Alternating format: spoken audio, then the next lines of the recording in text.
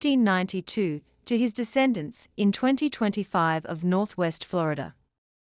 Never before had I ever seen a family so ingrained in the history of this country as I have the Stones. Within every chapter for the last 326 years, there has been a Stone family member at the forefront. From the family's landing in Cambridge in 1635 through the first quarter of the 21st century, they have fought and died for their family and their nation. This story will enlighten you of one family's dedication and commitment to the future of this country.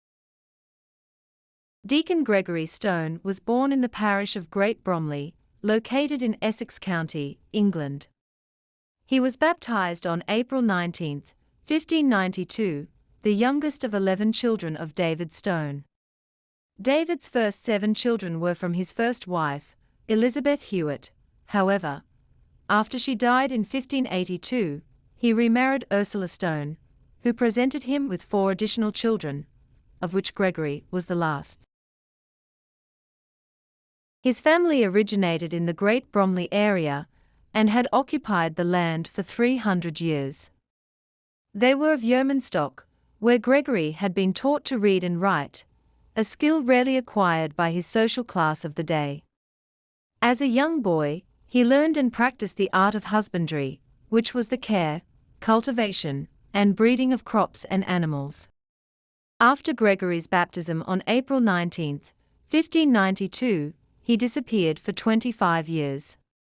He would reappear upon his marriage on July 20, 1617, in Neyland, Suffolk County, located 8 miles northwest of Great Bromley. There, he married Margaret Garrard, the daughter of Thomas Gerard, who was baptized on December 5, 1597. She would bear him 4 children and was buried at Neyland on August 4, 1626. He would marry again in 1627, perhaps at Dedham in Essex County, to Mrs. Lydia Cooper, the mother of John and Lydia Cooper by her first husband. By Gregory Stone, she would bring forth 3 more children, who would travel with him to New England in 1635. There, she would survive him and would die in Cambridge on June 24, 1674. But what would cause him to make such a perilous voyage with his wife and children in tow? The religious conditions and threatening environment would raise Gregory out of the family obscurity of his ancestors and make him a historical figure as the founder of a movement in the New World. These causes had been developing for over a century. During the latter half of the reign of Queen Elizabeth I, the Puritans grew and spread among the Protestants a spirit of asceticism and a desire for simpler forms of religious worship. These groups would become known as Puritans, and despite persecution to enforce conformity by the established church, especially about kneeling during communion, they increased rapidly in numbers.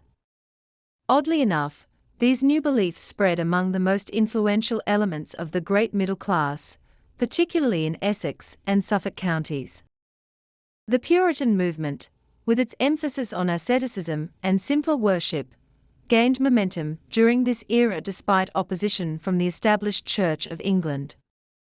Since so many Puritans came from the middle class, it suggests that Gregory and his family surely belonged to this group and shared its convictions. Their emigration to the New World can thus be seen as part of the larger Puritan migration, seeking a place where they could practice their beliefs freely and escape religious persecution. However, under the reign of James I and Charles I, the persecution of Puritans became so heinous as to induce a massive immigration between 1630 and 1643 of 25,000 Englishmen to the wilds of New England. There, they might enjoy their religious beliefs, unmolested. Of these colonists, nearly 2/3 were from Suffolk and Essex counties, and in the midst of them were the Stone brothers, Deacon Gregory and Deacon Simon Stone. Another factor was that most of the land in England was owned by a small, landed class that descended from the Norman nobility. This caused the yeomen to take leases at higher rentals. As the economy worsened, An incompetent government increased the poverty of the masses by imposing a crushing taxation system. So, in response, many of the Puritans left their native land, not only for religious liberty, but also with the idea of establishing civil democracy, and eventually securing an improvement in their material conditions. In retrospect, during Gregory's early manhood, as Puritanism began to grow, they were continually persecuted for their adherence to their beliefs. Beginning in 1630, under the leadership of John Winthrop, the movement gained momentum among those who sought out his leadership. And it has already been shown that Gregory was certainly acquainted with the famous future governor, especially over the division of religious belief centering on the taking of communion.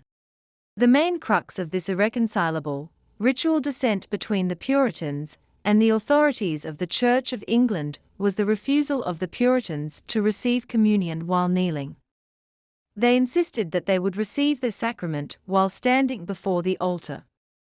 The Church of England demanded that communion be administered according to doctrine, but the Puritans refused to. In the 1629 records, the Visitation of the Archdeaconry of Sudbury, West Suffolk, is noted, where 5 parishioners from Nayland were presented for refusing to kneel to receive communion at the Great Bromley Church. They were identified as John Warren, John Furman, Christopher Scarlett, John Kent, and Gregory Stone. A few years later, all of these, except for Scarlett, were found in New England. From this record, it is evident that Deacon Gregory Stone had now embraced an uncompromising conviction of faith that would follow him and the founders to New England. The die was now cast for Gregory and his family. The stone window in the Great Bromley Church was presented to the Church of Great Bromley in Essex by the Stone Family Association in honor of Simon and Gregory Stone. This is the church that began the Stone family migration to the New World. John Winthrop, as a key figure in the early history of New England, was best known for his leadership in the Puritan Migration and the founding of the Massachusetts Bay Colony. In 1630, he led the first large wave of Puritan settlers to New England in a fleet of 11 ships, where he helped establish a colony rooted in religious values and communal responsibility. As the first governor of Massachusetts Bay, Winthrop was instrumental in shaping a government that balanced religious conviction with civil order. He envisioned the colony as a city upon a hill, a model Christian society meant to inspire others through its moral example. Winthrop's leadership promoted core Puritan ideals such as hard work, piety, and a sense of collective purpose.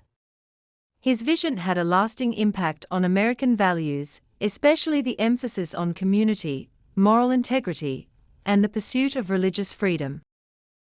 Caught up in the Puritan movement, Gregory's brother, Deacon Simon Stone, had already sailed for New England with his family aboard the ship Increase in April 1635. There is no doubt that Simon influenced his brother to depart England and join him in the Promised Land. Gregory's brother was already a grantee of 8 lots, and would eventually become one of the largest landowners in the area. A considerable part of the land that is now occupied by the Mount Auburn and Cambridge cemeteries once belonged to Simon. Therefore, Gregory, his second wife Lydia, and his 6 children decided to join Simon that same year, sometime after July. Also joining this group were Gregory's 2 stepchildren, John and Lydia Cooper, whom he raised as his own. So, with thoughts and dreams of building a new life under a Puritan doctrine, without persecution, Gregory booked passage for the colonies. He and Lydia knew it would be an arduous and dangerous venture to say the least, but one they were willing to make. Carts were loaded with what few possessions they could take, and they harnessed their oxen for the 17-mile journey to Ipswich, the main port for the escaping Puritans. The name of their ship has long since been forgotten, but the journey has not. They pulled up the anchor and set sail for the Isle of Wight, where they would stop for resupply of provisions and water. Together with neighbors and others bearing the same dream, they discussed their future in the new land, what they would find, was it the paradise they were led to believe by Governor Winthrop. The Isle of Wight was their last chance to turn around, but in reality, there was no turning back now. After their stop for provisions, the passengers were called up onto their stern deck and told to take their last sight of England. Their leader said, "We will not say, as the separatists were wont to say at their leaving, but we will say, farewell, dear England. Farewell to the Church of God in England and all the Christian friends there. We do not go to New England as separatists from the Church of England, though we cannot but separate from the corruptions in it, but we go to practice the positive part of church reformation and propagate the gospel in America." Ahead lay 2 months of violent storms of which any one could end their lives. Their floating home was 100 feet long, 25 feet wide, with a deck length of only 80 feet. Barring misfortune, the 220 passengers and their 52 crewmen would arrive in the New World in 70 days or thereabouts. Life on a 1630 sailing vessel was harsh and demanding, living in cramped quarters below deck with only inches separating you from your neighbor, as well as the rats and lice.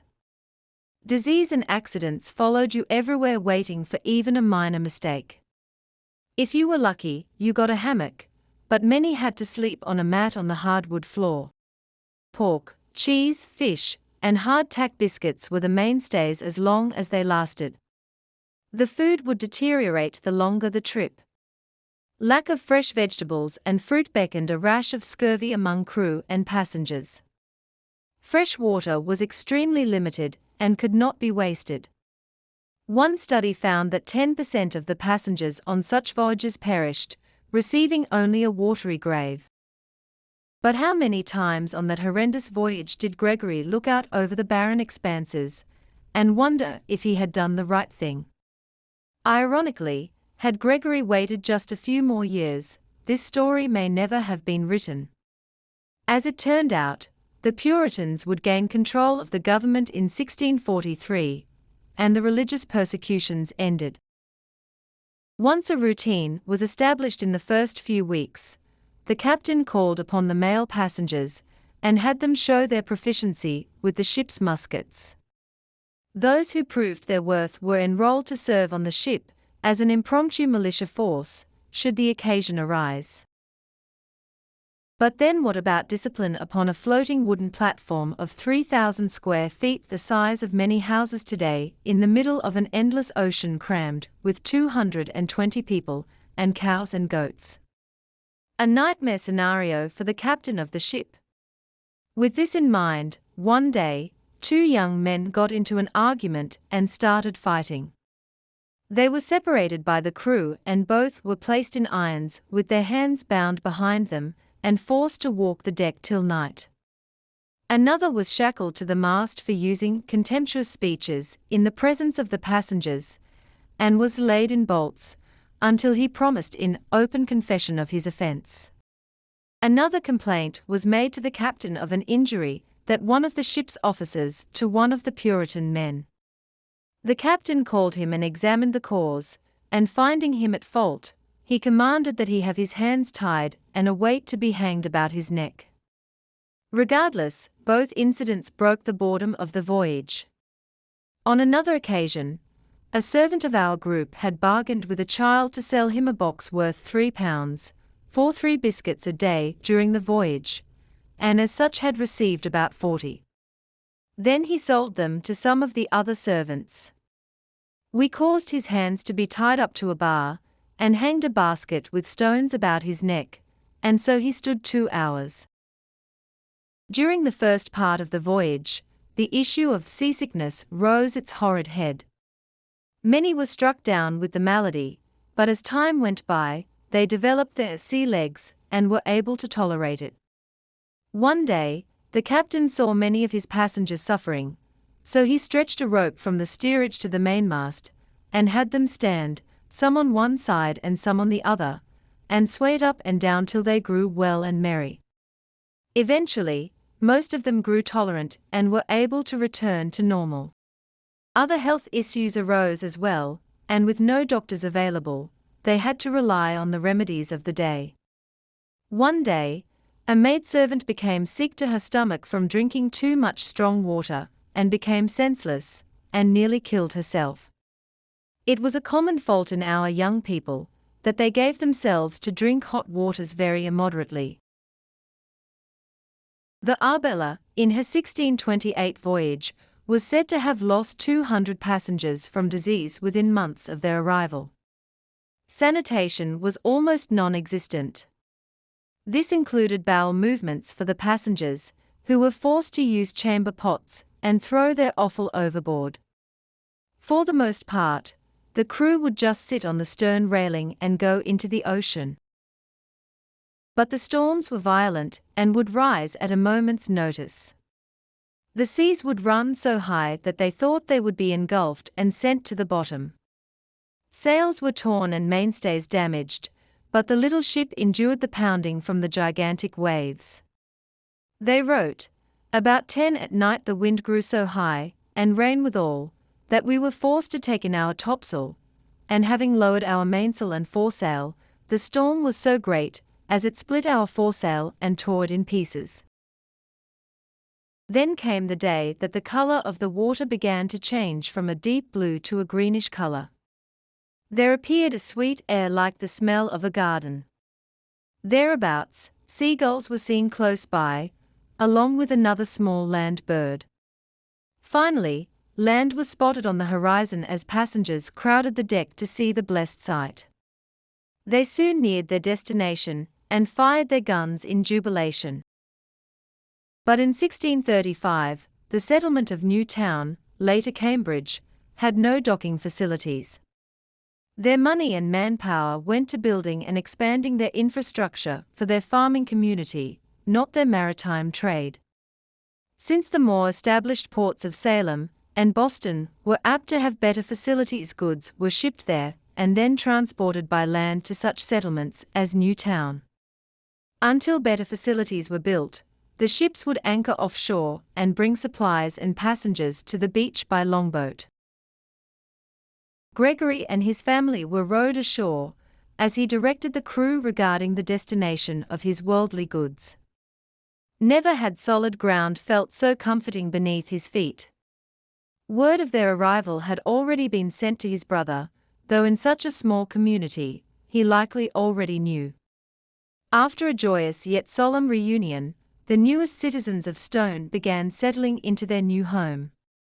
Their first stop was the town's minister, both to give thanks for their safe voyage and to discuss Gregory's religious convictions, to ensure conformity with those of the community. Afterwards, Simon and Gregory talked about how the death of their distant cousin, the infamous Captain John Stone, had finally met his end.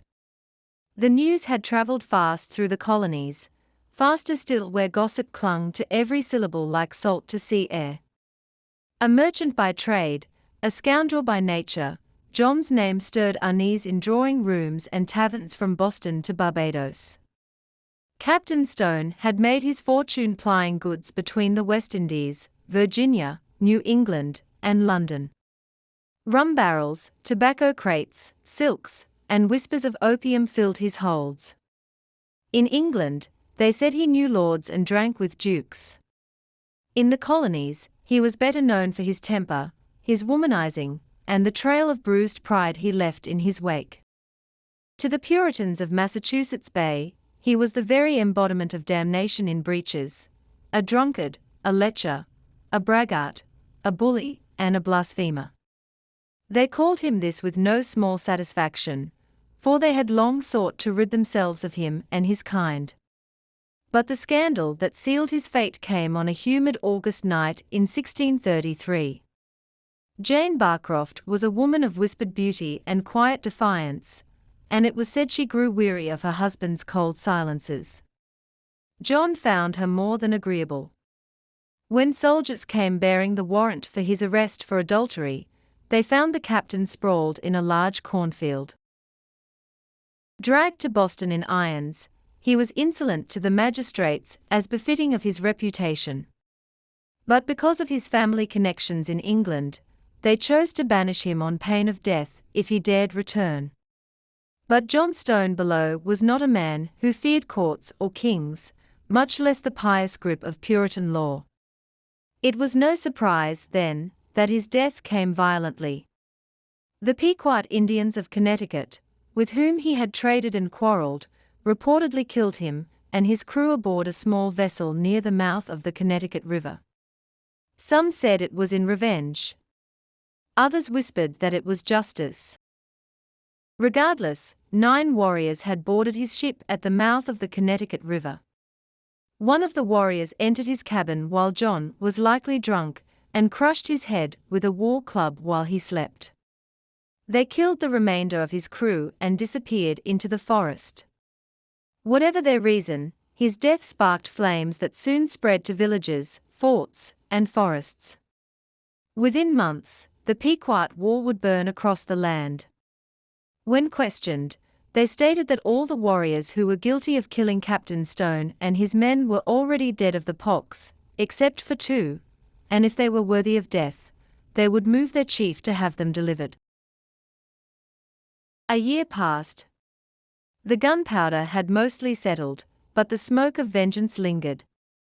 The Pequots, weary of blood and fire, finally sought peace. With solemn faces and offerings in hand, they approached the English with an admission: the killing of Captain John Stone had been a mistake. He was not their enemy. Their quarrel was with the Dutch, and John, for all his sins, had wandered into the crossfire of another war. But the Massachusetts Bay Colony saw in John's death not tragedy, but opportunity. The English laid out their terms with cold precision: Stone's killers must be handed over to face colonial justice. Lands bordering the Connecticut River must be ceded to the Crown. And from henceforth, the Pequots must pledge their loyalty, trading only with the English, forsaking all others. It was less a treaty than a declaration. But in the parlor where Simon and Gregory sat, the wall was distant. What lingered instead was the image of their cousin, flawed, reckless, and unreconcilable, who had lived like a tempest and died, a footnote in history. 2 years into Gregory Stone's new life in the colonies, the first act of grim compliance arrived. The Narragansetts, ancient rivals of the Pequots, brought with them 3 severed hands wrapped in cloth, trophies of betrayal and submission. Among them were those of the warriors who had slain Captain John Stone, and the hand of their leader, still adorned with a copper ring. The message was clear. Justice had been served. Cousin John had been avenged. But the Stone legacy did not end at the water's edge of that colonial court. William Stone, John's brother and sometime business partner, carried the family's ambition southward. In 1648, he became governor of Maryland, navigating the volatile tide between Catholics, Puritans, and Anglicans. He ruled precariously, a man walking a narrow beam above a fractured church. Then came 1654. The Puritans, hard-eyed and unforgiving, ousted him. William did not go quietly. He raised a small army, Catholics and nonconforming Protestants alike, and marched to reclaim his post. In March 1655, on the muddy banks of the Severn River, their defiance met the muskets of Puritan soldiers. The battle was short and decisive. William was defeated, shackled, and imprisoned. The Stone brothers had lived boldly and fallen hard. One was killed by warriors for a crime he did not commit. The other fought a war for a title already lost. Yet both carved their names into the unforgiving ledger of colonial history, lives written in ink, scandal, and blood. It was not long before another immigrant ship dropped anchor just offshore. The Defense was full of new arrivals disembarking with anxious eyes and stiff backs from their own ocean crossing. Among them stood a stout preacher named Thomas Hooker, a man with a booming voice and firebrand conviction. He was not content to stay where others had planted roots. He was bound for the Connecticut River, to build a colony in his own vision. With missionary zeal, he preached to the newcomers, and the older settlers as well, urging them to join him in founding a godlier community, freer from the rigid reach of Massachusetts Bay Authority. Some answered his call and followed. Gregory Stone did not. Hooker approached him personally, perhaps drawn by Gregory's quiet authority or his reputation as a man of sound judgment. But Gregory declined the invitation without hesitation. The preacher pressed, offering promises of fertile land and greater independence. Still, Gregory shook his head. Some said it was fear. His voyage earlier that same year had been plagued with illness and storms, a crossing so miserable that he had sworn never to set foot on any ship again if God would but let him reach solid ground. Others, more familiar with his nature, believed differently. Gregory had begun to find something he hadn't known. He was seeking kinship, familiarity, stability. His brother, children, and extended family had begun to settle in the Watertown and Cambridge area. There was comfort in proximity, and after a life marked by loss and upheaval, he was ready to root himself rather than roam again. His fields were modest but well tended. His house is plain, but solid. In the evenings, the fire crackled while he read scripture, or watched his children drowse beside the hearth. The clamor of Hooker's vision faded behind him. Gregory Stone had crossed an ocean to find peace. And in that small corner of New England, he quietly began to build it. In the months following his arrival, Gregory Stone lodged with his brother, Simon. The two men, now reunited after months of separation, worked the land shoulder to shoulder, clearing trees and laying the first furrows of what they hoped would be a prosperous new life. Early records show Gregory was granted a generous parcel in Watertown, proof of either his diligence, his good standing, or the influence of his brother. But that land, promising as it was, would not hold him for long. Not far from Watertown, across the Charles River, was a smaller settlement the Puritans had rather unimaginatively christened New Town when they settled there in 1630. At the time, it had little more than crude dwellings and a narrow footbridge. But it was growing quietly at first, then with increasing ambition. Gregory watched the changes with the eye of a man who had known both uncertainty and hope. The land there was good, and the people industrious. He sold off his grants in Watertown and moved across the river, setting down roots in New Town. It was there that the Stone family homestead took shape, sturdy and modest, nestled near what would become the heart of one of the colony's most prominent towns. By 1638, the air around New Town carried the scent of rising prestige. The settlement's elders, learned men, many of them recent alumni of the University of Cambridge in England, decided the village needed a name more fitting of its aspirations. And so, New Town became Cambridge, a name chosen not just in homage to their alma mater, but as a sign that this place, too, would be a beacon of learning and leadership in the New World. Among those leaders was a young clergyman named John Harvard. He had not yet earned his immortality, but his passion for education and his generous bequest would soon lay the foundation for what would become Harvard College, established just 2 years after Gregory's arrival. Gregory Stone could not have known then what his adopted village would become, a center of scholarship and power. But he chose it not for its potential glory, but for its soil, its people, and the chance to live a life of quiet stability. As students one day filled lecture halls and brick buildings rose along the Charles, the Stones would remain, first as settlers, then as part of the story of Cambridge itself. Following his brother's lead, Gregory applied for, and was granted land of his own. He first bought Lot 11 in 1637, which contained 5 acres of land. It also contained what became known as the Stone Elm Tree, which was significant enough to place it on the property maps.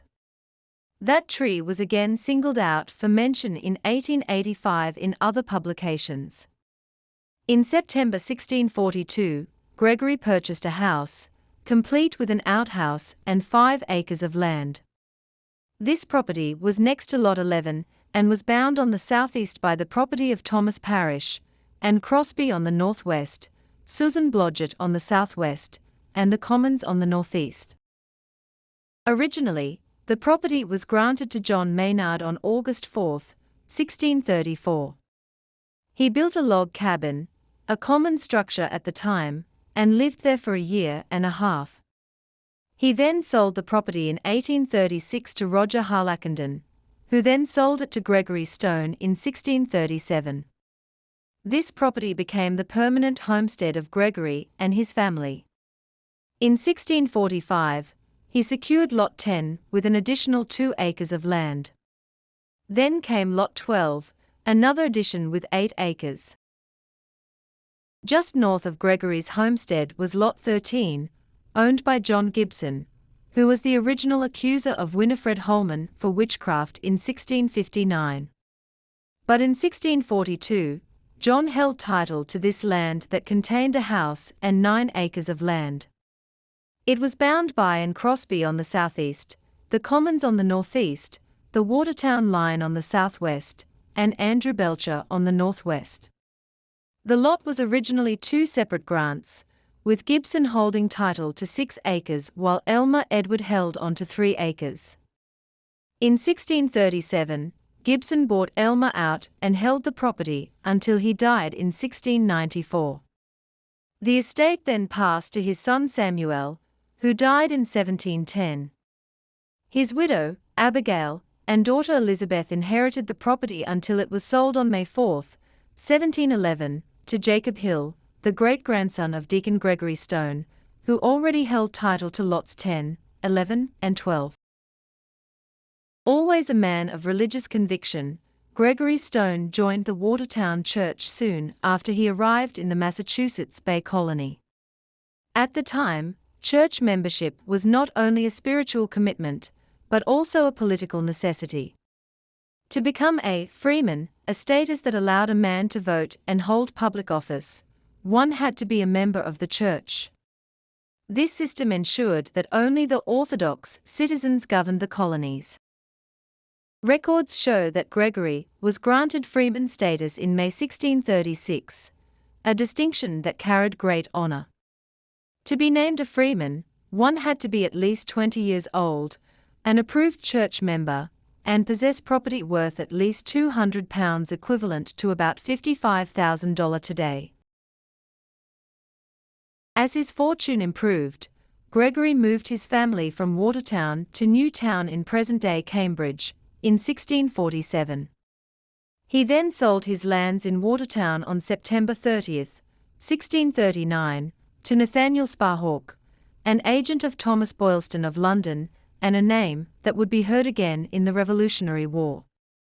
There, he purchased a house and 5 acres of land from Roger Harlackenden, Esquire. His homestead at that time would have been located near what is now the Cambridge Observatory and the Botanic Gardens. One of their priorities for the new colonists was the construction of their church and the establishment of their religious hierarchy. Their first church gathering was held in New Town, which would become the first parish in Cambridge, still located in Harvard Square. It is said that the parishioners were summoned to church by the roll of a drum, thus calling forth the faithful to worship. When the list of the church members was written years later, Gregory Stone and his family were listed as full members. There, all his children would be baptized. Gregory Stone had survived the crossing, built a home, and begun the slow, patient work of tilling New England soil into something like a future. But he found that peace in the Massachusetts Bay Colony came with conditions, chief among them, conformity. In the new world of the Puritan order, one did not simply wear what one pleased. Fashion, once a matter of taste or class, had been refashioned into a matter of morality. Modesty wasn't just expected, it was legislated. A true Puritan should dress plain and unassuming to be righteous. By 1634, the General Court had issued laws forbidding excess in apparel, targeting not only the elite, but anyone whose clothing might suggest pride or pretension. Silver buttons, gold lace, silk ribbons, or any garment deemed too fine for one station were subject to confiscation. Even something as ordinary as a hatband, if adorned with gold thread, could mark a man for public rebuke, or worse, a fine. Gregory, who had once owned a wool doublet trimmed modestly with brass studs, gifted by a merchant friend in England, put it away for good that year. The studs weren't gold, but they gleamed enough to draw the wrong kind of attention. Best, he thought, to keep one's virtue stitched in plain linen and humility. By 1639, the laws grew stricter still. Lace was banned entirely. Sleeves must be long, collars simple, and all ornamentation was an offense to God. Women bore the burden just as sharply, gowns without lace, aprons uncolored, hair covered. Vanity, they said, was the enemy of the soul. The town watch patrolled not only for crime, but for sin dressed as beauty. For his part, Gregory kept his thoughts to himself. He trimmed his beard to Puritan standards, spoke softly when rebuked by the minister for his son's fondness for colored thread, and quietly ensured that no member of his household wore anything that might tempt the scrutiny of the court. Still, he remembered days of long past, the laughter of fair days, the swirl of color on feast days, the small liberties once taken for granted. Now, even a splash of red ribbon was suspect. In Cambridge, virtue was no longer a matter of the heart alone. It was something worn on the body, or not at all. By then, Elizabeth was no stranger to the expectations of Puritan womanhood. Born in England in 1628, she had survived the long, fetid voyage to the New World as a child, watching the waters churn as her father, Gregory, clung to his faith and the promise of freedom. Her youth had been shaped by sermons and statutes, by simple dresses and the scratching of ink on endless laws about what she could and could not wear. When she married Anthony Potter in 1652, she imagined some of those rules might soften behind the walls of her new home with her husband. Anthony was practical, respected, and, more importantly, wealthy enough to qualify for the colony's newest indulgence, ornament. But by the 1650s, the Puritan laws had evolved from universal modesty to codified class. If your estate was worth more than £200, you were permitted, not expected, to show your worth in thread and trim. Great boots, gold buttons, and silk scarves became the insignia of divine favor and economic distinction. Elizabeth's hood was legal. Barely. Still, in September of 1653, the Potters were summoned before the Essex County Court. The charge? Excessive vanity. Her silk hood had become the subject of local whispers, then of formal inquiry. Anthony stood beside her in the courtroom, jaw set, as the magistrates read the complaint. It wasn't the garment, really, it was what it represented. Autonomy. Visibility. A woman who looked above her station. But Anthony was prepared. He presented the court with his books, his estate records, proof that he was, in fact, worth well over £200. The law, rigid and absurd as it often was, had been satisfied. The case was dismissed. Still, 4 weeks afterward, Elizabeth felt the sting of judgment in the way neighbors looked at her, in the narrowing of eyes and the tightening of lips. And yet, she kept the hood. Not out of defiance, exactly, but out of principle. Her modest life had been hard-won, and she would not surrender the few small graces it offered just because others feared what they could not afford. She lived to the age of 83, passing quietly in Ipswich, Massachusetts in 1712, a lifetime away from the ship's deck where her childhood began. By then, new fashions had arrived, and with them, new laws to suppress them. In 1679, the colony would even legislate against women's hairstyles, declaring that curls, height, and flamboyance were signs of spiritual decay. But Elizabeth had seen enough to know the truth. In New England, the fight for expression was never just about cloth or curls. It was about who belonged, who decided, and who had the right to be seen. By the 1640s, Gregory Stone had earned his place among the respectable men of Cambridge. His name appeared regularly in town records, serving as constable, selectman, and occasionally called upon to resolve land disputes.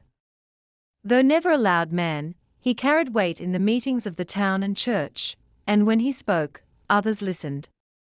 It was during one such gathering that Gregory raised his voice in protest against a troubling practice: the levying of taxes on the colonies by distant English authorities, without their consultation, consent, or representation. To some in the room, it seemed a mere bureaucratic quibble. To Gregory, it was a warning bell. "We crossed an ocean to escape tyranny," he said, his hand resting on the Bible that had come with him from England. "Shall we now bow again to it, dressed in new clothes?" Few yet spoke openly against the crown, but Gregory's words struck a chord. This was not rebellion, this was principle. A principle his family would not forget. As decades passed and the generations turned, the Stones remained deeply rooted in New England soil. They married, farmed, traded, taught, and served.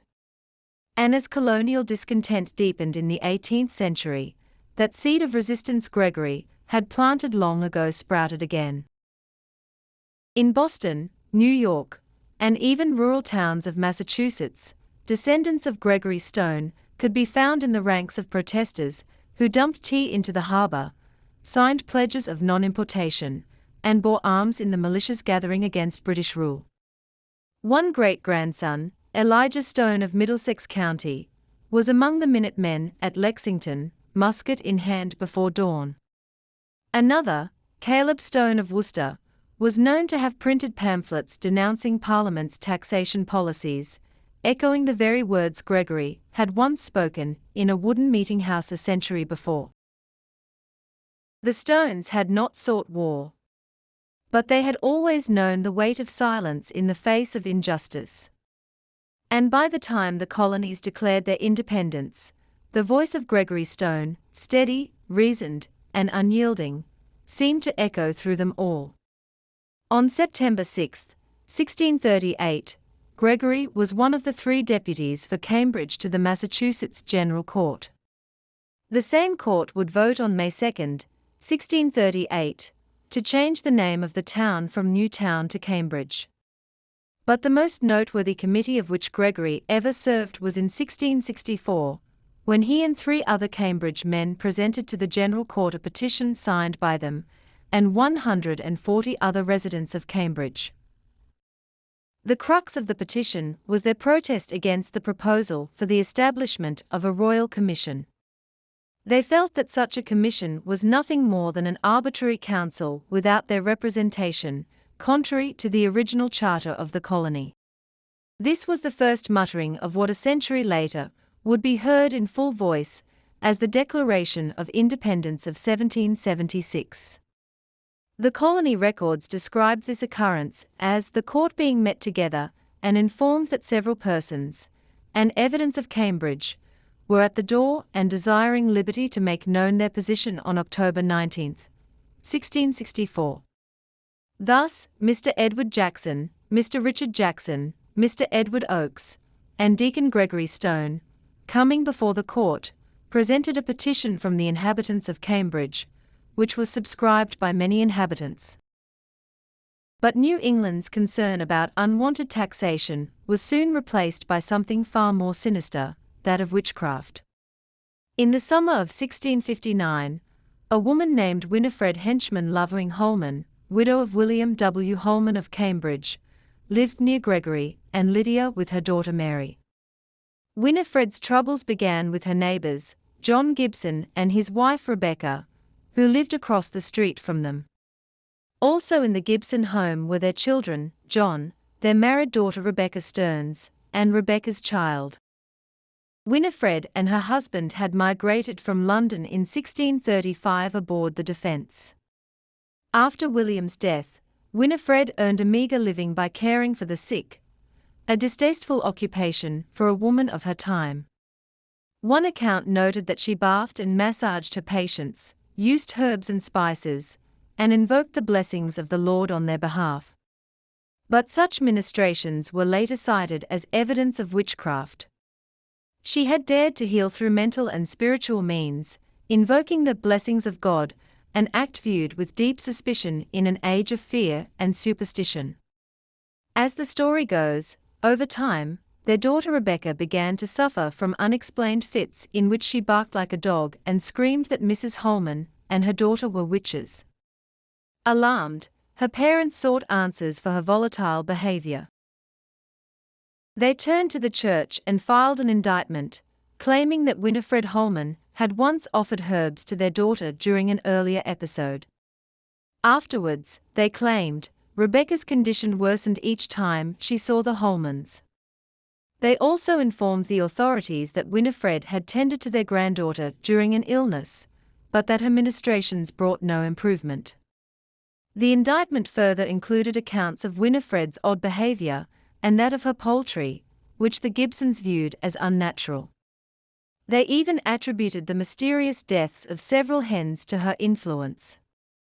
With such indisputable evidence, the conclusion seemed obvious: it had to be witchcraft.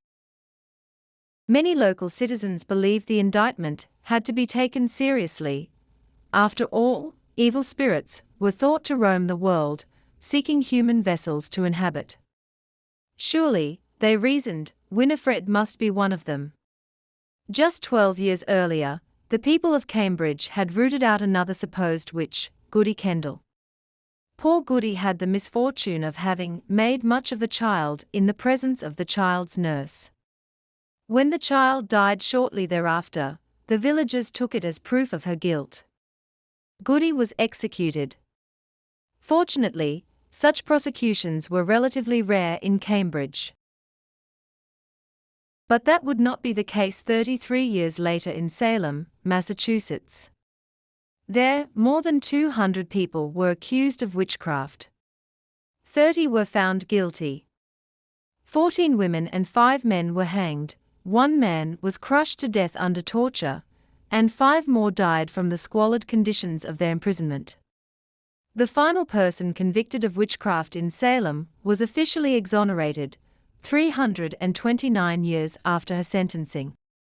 But now the good citizens of Cambridge faced yet another of the supposed evil haints in their midst. In defense of her character as a good Christian woman, Mrs. Holman submitted certificates attesting to her virtue, signed by 2 of the town's most respected deacons, John Bridge and Gregory Stone. Her neighbors also came to her defense, affirming that she was diligent in church attendance and had never done or said anything to arouse suspicion of witchery. Unlike the hysteria that would consume Salem 3 decades later, Cambridge handled the case with restraint. The charges were dismissed, and both Winifred and her daughter Mary were acquitted. But the matter did not end there. In March of 1660, Mary and Winifred filed defamation suits against John Gibson and his daughter, Rebecca Stearns. The court ruled in the Holmans' favor, finding the Gibsons guilty and imposing fines for their slanderous accusations. Winifred Holman would pass away in Cambridge on October 16, 1671, at the age of 74 years. She would join her husband in the old burying ground cemetery, across the street from Harvard University, and next to Christ Church. Her gravesite is very near that of Deacon Gregory Stone, who testified on her behalf. As far as Gregory's exalted title of deacon, it is unknown exactly when he was elevated to the position, but he was mentioned by that title as early as 1643 and held the office at least 30 years until his death on November 30, 1672, at the age of 80 years old. A simple footstone that bore the initials G.S. was the only mark of his resting place until recent years, Gregory's stepson, when a descendant, Deacon John the late Cooper, James built Sullivan a house Stone at of Boston, what is now 21 erected a monument Linian suitably Street in inscribed. Cambridge, Massachusetts. The home remained in the hands of his descendants, families bearing the names Cooper, Frost, Austin, and Coon, for the next 255 years. In 1912, it was purchased by the Society for the Preservation of Antiquities to serve as a permanent example of early New England architecture. Within this historic dwelling, the Stone Family Association placed a commemorative tablet in 1913 honoring Deacon Gregory Stone, along with a record of his family and descendants. When Gregory married Lydia Fisk Cooper 1581 to 1694 in England, she was the former wife of Simon Cooper, and had given birth to two children, John 1617 to 1691, and Lydia Cooper Stone 1614 to 1673. John would become a deacon in the church, and would purchase the land in 1657. But due to these incorporations, part of Gregory's lands in Cambridge now bordered his brother Simon's property in Watertown. After Deacon John's death, the property went to his son Samuel 1653 to 1718, who would build the house at 21 Linian Street in 1681. The house would be expanded in 1718 by Walter Cooper, the son of Samuel.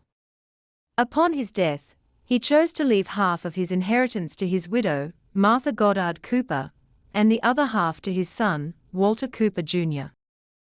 The house would remain in the Cooper family until 1788, when a grandson of Samuel Cooper, Gideon Frost, was deeded the property.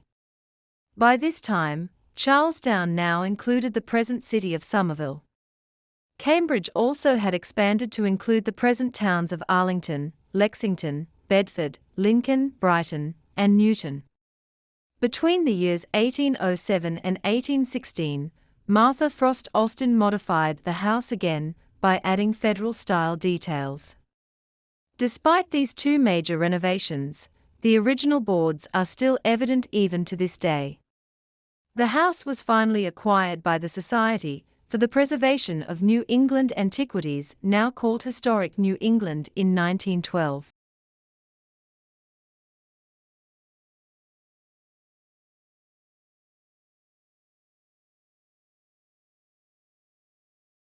As to Gregory's legacy, he was a man of deep religious conviction and community engagement, played a significant role in the early colonial life of Massachusetts.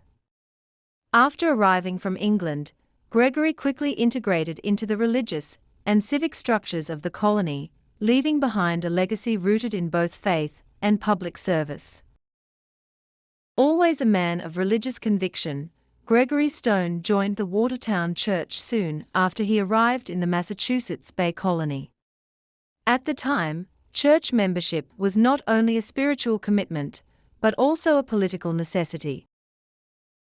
Records show that Gregory was granted freeman status in May 1636, a distinction that carried great honor.